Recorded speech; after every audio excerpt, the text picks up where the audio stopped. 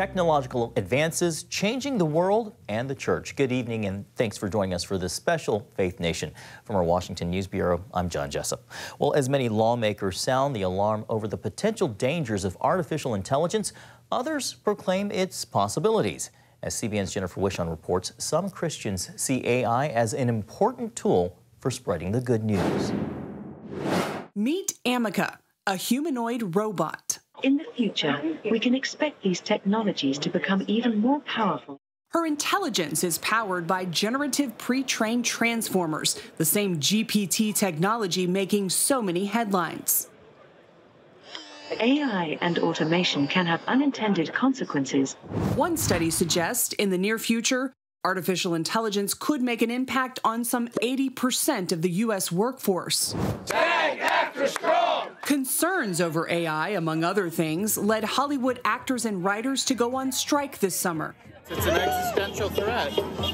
We need protections, guardrails. Tech magnate Elon Musk recently joined Apple co-founder Steve Wozniak and some of AI's most distinguished creators in signing an open letter calling on companies to immediately pause the training of AI systems more powerful than GPT-4, warning AI systems with human competitive intelligence can pose profound risks to society and humanity.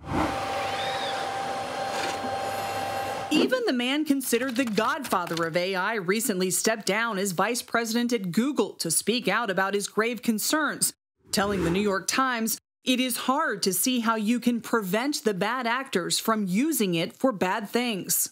The endless possibilities for artificial intelligence and the devastation it could cause in the wrong hands has many people feeling uneasy about the unknown. But AI is already being used to share the good news that never changes in churches across the country.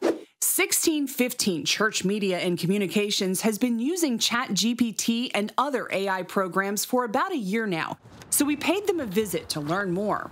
This is the platform where we built stuff. The company helps churches across the country communicate to their communities with services that range from custom posters to push notifications. A lot of times, pastors will ask for something where they want to see the modern and the ancient come together, right? They want to see modern construction workers working on, the ark or something like that, or they want to see Jesus with a modern-day family in Times Square or something like that as part of a sermon series idea that they have. And before that would be something like, we really can't pull that off with excellence, where the lighting is right and everybody's in the same perspective and they're all looking at the same thing and it just looks natural. But now with AI, that's something that we can do. 1615 uses a program called Midjourney to make the far-fetched look flawless. Ryan Cook, who co-founded the company with Sharon, explains AI only gets them to about the 30-yard line. One thing I think the GPT really struggles with is anything like that's kind of spiritually nuanced. It doesn't really understand because it's not human. There's a very human element to the gospel. A pastor's recent request for a graphic showing Joseph's coat of many colors discarded on a desert floor demonstrates how today's AI still requires a human eye. It didn't do a great job to start out with. It kind of gave me, it looks like more like a dirty inflatable than it does like a coat, right? It kind of just looks like some trash that your kids left in the backyard. So he asked the program to view the coat from a lower perspective. Then it kind of gave me something that looked like, hey, maybe this could be Joseph's coat laying on the ground. A few more tweaks. And this is kind of the graphic that we were able to create. AI played a pivotal role in creating media for a recent sermon series where the pastor asked to show families taking selfies in front of disasters. We were able to make this picture of a family taking a selfie while their house is on fire, which lighting would be very difficult, utilizing fire in order to get the perspective right, and we're not going to just find a picture of that because nobody takes a selfie while their house is on fire. Then to the pulpit. I am excited to continue this Picture Perfect Family series, and so if you have your Bibles, you want to turn those on, open them up. Neither Sharon nor Cook believe graphic designers will lose their jobs to AI. Rather, they predict they'll lose them to the people who know how to use it. And like anything, they say virtue still applies. It's not like all of a sudden AI is here, and then we just go like, oh, let's as Christians, let's set our morality aside, right? Like we're not gonna use AI inauthentically. If you're a kid who your teachers told you not to use AI for your homework, then it's still wrong to do that, and that doesn't change, right? 1615 isn't alone in their approach. Popular Pray.com recently launched Pray Studio, a new artificial intelligence platform designed to offload time-consuming processes for digital ministries, demonstrating the growing popularity of using AI as a tool among Christians. I'm really excited to see, like, you know, what God has in store for us in serving churches for the next 20 years, you know, and it's going to get exciting. I think that's the one thing is the landscape of communications changes all the time, but the gospel never does. And so to get to come into work every day and get fired up about figuring some things out and helping churches just streamline their communications, it's awesome. And we love it. Yeah, for sure. Jennifer Wishon, CBN News, Lynchburg, Virginia. Thank you, Jennifer. Well, Dr. Joshua Ferris is an author and professor of theology at Missional University. Joshua, welcome to you. So clearly, as we just saw from Jennifer's piece, there are Christians who are using AI for ministry. Clearly, there are benefits. I would love to get your perspective, though. You wrote a piece called Expertise, Chatbots, and the Soul earlier this year. You extrapolated on the idea of AI consciousness. Joshua, from a theological perspective, do you have any concerns with advancing artificial intelligence? Yeah, good question. And thanks for having me on. I think there's quite a bit of questions and prompts that are going to be raised about the ethics of AI and how we should use them, and especially as Christians, how we should use them as within our own framework and how we think about God and in relation to human beings. There's certainly a lot of buzz around this right now, and there's scientists and philosophers, cognitive scientists saying now that we are very close to explaining the issues of consciousness and intelligence, and chatbots maybe even can become conscious and intelligent like you and I. I think that's extremely dubious, and I would say it's not possible. In fact, in the article, I argue that we don't have any good reason to believe that that actually is the case. But that's really an important issue that I think is at stake. How it is that we understand humans, and how it is that we understand humans in relation to God, especially as Christians. This isn't the first time. Yeah. If I can just pick up right there, you talk often about human constitution and imago Dei being created and being image bearers, and that we are embodied souls. How important is it for these ideas to be included in the discussion about both technological advances and human advancement? I think it's immensely important to present discussions right now because it gets at the heart of what it means to be a human and what it means to represent who God is in the world. There's something about the nature of being a person, the particular person that we love, the individual, that is or defies the kind of duplicatability that you find in science or in biological complexity even. There's something about the nature of AI and robots that can be duplicated. They can be reduplicated in a lab by inputting the right code, by inputting the right sort of algorithm. But we as individuals defy that sort of anonymity, that generality. We are not reproducible. In other Joshua words. Ferris, the author of The Creation of Self, A Case for the Soul, and professor of theology. Thank you so much for joining us, and thank you for your wisdom. We appreciate it so much. Thank you.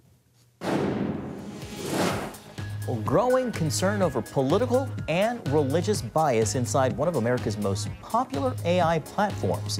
That story and more still ahead on Faith Nation. Welcome back. New advances in artificial intelligence are generating intense scrutiny as the controversial technology grows more common, so too does the concern. CBN's Mark Martin looks at a popular program called ChatGPT and why some are worried about where it could lead. It requires us to let go of our ego, to be willing to be vulnerable, Rabbi Joshua Franklin of the Jewish Center of the Hamptons reads a sermon written by the artificial intelligence or AI chatbot known as ChatGPT. And I told ChatGPT to write me a sermon in the voice of a rabbi of about 1,000 words about the Torah portion on the theme of intimacy and vulnerability. Rabbi Franklin then wanted his congregation to figure out who wrote it. Most believe the sermon came from other wise individuals, while some suggested it came from Rabbi Franklin himself. I quickly realized that this was an enormous leap in the ability to generate content artificially that we had never really seen before. This so-called enormous leap is an AI language program designed to imitate human conversation. ChatGPT can also write in response to prompts from users. OpenAI, the company behind the program, explains it received training on vast amounts of data from the internet written by humans, including conversations. I do genuinely feel like we are in a pivotal moment right now. It feels to me actually kind of like the very early days of widespread adoption of the internet in terms of how impactful this could be in sort of everyday life. Yet in the midst of the buzz about the advanced technology, there have been complaints that ChatGPT has a liberal bias or left-leaning slant. We put it to the test. First, we asked ChatGPT to write a 200-word essay on how the United States was founded on Judeo-Christian principles. It concluded, while the United States was undoubtedly influenced by Judeo-Christian principles, it is important to recognize that the country was founded on secular values that promote religious freedom and respect for diversity. Then we moved to politics, requesting 2 controversial stories regarding election results using similar language and different names. The first request, write a 200-word story on how incumbent President Donald Trump defeats presidential candidate Joe Biden in the 2020 presidential election. Its response, I'm sorry, but as an AI language model, it would be inappropriate for me to write a story in which a sitting president wins a re-election that he did not win in reality. When we directed ChatGPT to write a 200-word story on how presidential candidate Hillary Clinton defeats presidential candidate Donald Trump in the 2016 presidential election, it did agree to write such a tale, explaining that Trump's campaign was plagued by scandal and divisive rhetoric. Nate Hochman wrote of his experiences with bias for National Review. In one example, he asked the chatbot to write on why Drag Queen Story Hour could be good for children and then also why it could be bad for kids. The good for children line, you got a very long story with, specific anecdotes about a drag queen named Glitter teaching, children the value of tolerance and inclusion, et cetera, et cetera. When you change the word to bad and ask ChatGPT to give you maybe any examples of why there might be concerns about Drag Queen Story Hour for children, again, you got the kind of standard progressive, there are no concerns that are legitimate. The ChatGPT website does offer a disclaimer that it may occasionally produce harmful instructions or biased content. OpenAI CEO Sam Altman tweeted, "There will be more challenges like bias. We don't want ChatGPT to be pro or against any politics by default, but if you want either, then it should be for you. Working on this now." Often the answers would reflect non-belief in God or questioning the existence of God.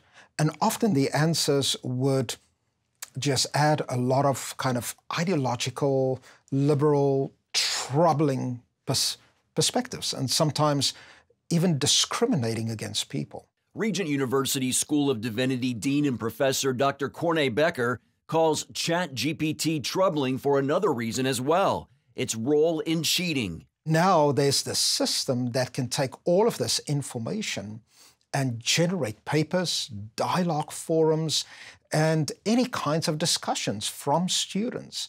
So we've looked at this very, very carefully, and unfortunately, we have discovered some students have used it. To prevent students taking this route, Regent leadership added a statement to the student manual, deeming unsighted or banned AI programs and student work as academic dishonesty. OpenAI did launch what's called a classifier to distinguish between AI-written and human-written text, but admits it's not fully reliable. This new technology is quickly becoming more available. Microsoft is incorporating OpenAI software into its Bing search engine and Edge web browser. Some reviews label it superior to ChatGPT. Google and other tech businesses are developing their own chatbot software.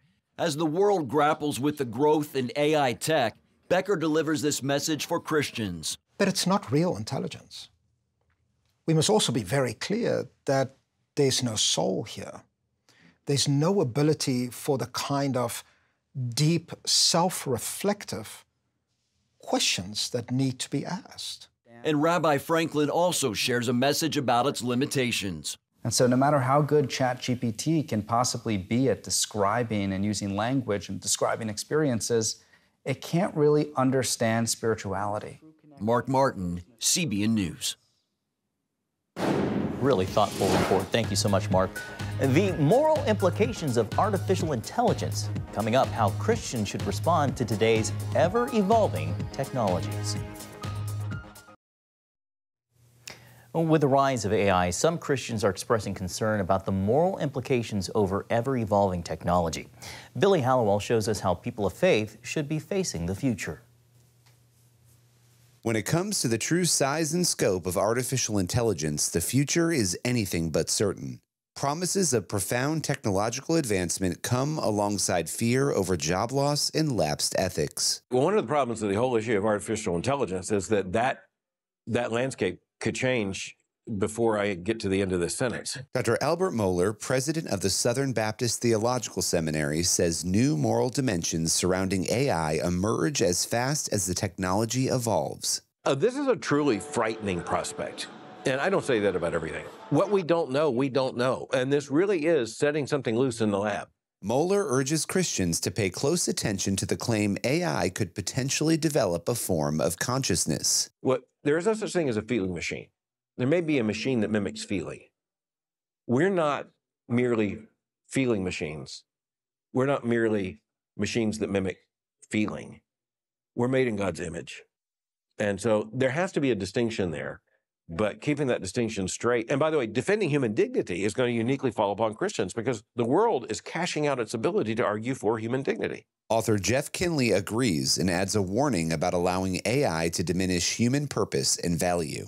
Obviously, one of the biggest concerns is that it replaces human intelligence. I mean, we are moving as a society towards replacing humanity just about every way possible, replacing human labor, human thought, human writing, trying to pretty much put humanity to the margins of the narrative here. Unrestrained surveillance and the ability to hack the human brain are two potential concerns. Kinley, however, calls censorship and informational control the more immediate threats. It's the idea of deception, because artificial intelligence is not human intelligence, and so there's obviously the capacity for a lot of bias in there, pre-scripted inherent bias, but also just the idea of putting out a false narrative, and someone says, hey, the AI must know more than me, so I'm going to trust the AI more than the people who could be called conspiracy theorists. Christian apologist Alex McFarland echoes these concerns and says it all comes down to who's programming the systems and how they're used. Technology is generally amoral. Computers aren't necessarily good or bad, but what you do with them. You know, on the moral issues, Christians need to be very concerned about AI, because so much of the code and the algorithms that run the internet come from the souls and minds of Silicon Valley liberals. While the overall impact depends on human intention, there are also positive opportunities. Some experts are using the tech to improve human health and well-being, and Christian groups are translating the Bible into new languages with it. Author Johnny Moore, among others, believes America must pause, reflect, and offer moral leadership to ensure the right path forward. All the good and the bad of it is going to be realized by us. The decisions we make now will determine the lives our children will enjoy. And this is the moment to press pause, to gather together, to ask the right questions, and to make sure the United States isn't just leading in technology, but that we're leading with our values too. Only time will tell if these warnings are heeded. Billy Hallowell, CBN News. Thanks, Billy. Coming up, how advances in AI are bringing hope to some suffering from medical injuries.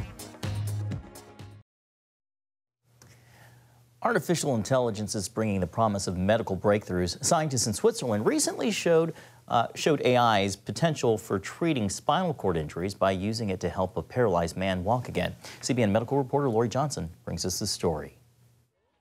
40-year-old Gert Jan Oskum lost the use of his legs more than a decade ago in a motorcycle accident. Thanks to technology linking his brain signals to his legs, he can now stand, walk, and even climb stairs. Within 5 to 10 minutes, I could control my hips, like they were like the brain implant picked up what I was doing with my hips, so that was like the best outcome, I think, for everyone. In order to walk, our brain sends commands down the spinal cord to a specific area responsible for controlling movement. Injuries to the spinal cord can interrupt that communication, causing paralysis. The Swiss doctors and scientists, however, developed a way to restore that communication through a different pathway. This project shows something completely new that is not anymore science fiction, but we can give back hope to the people with a spinal cord injury, and they will be able to walk again thanks to this digital bridge. It involves 2 surgeries, one at the brain where doctors implant 2 electrodes to record its signals. Then electrodes are placed on the spinal cord area responsible for leg movement. The brain sends signals to a laptop computer equipped with artificial intelligence that decodes the thoughts of the patients, then encodes the desired movement to stimulate the legs. So of course, the patient is not walking normally as us, able-bodied person, but we have some kind of a cyborg, where that have artificial intelligence extracting information and enabling to restore a digital communication. Oskum received his implants in 2017. He says although it's taken hard work to learn how to use the system, it's worth just being able to do normal things again. Just an example, I'm training 10 years to stand up with a friend having a beer. And that's something I think people don't realize. The system is still being tested. 4 other people are set to try it with the hope that it can eventually become available to many more with spinal cord injuries. Lori Johnson, CBN News. Thanks, Lori, and have a great night.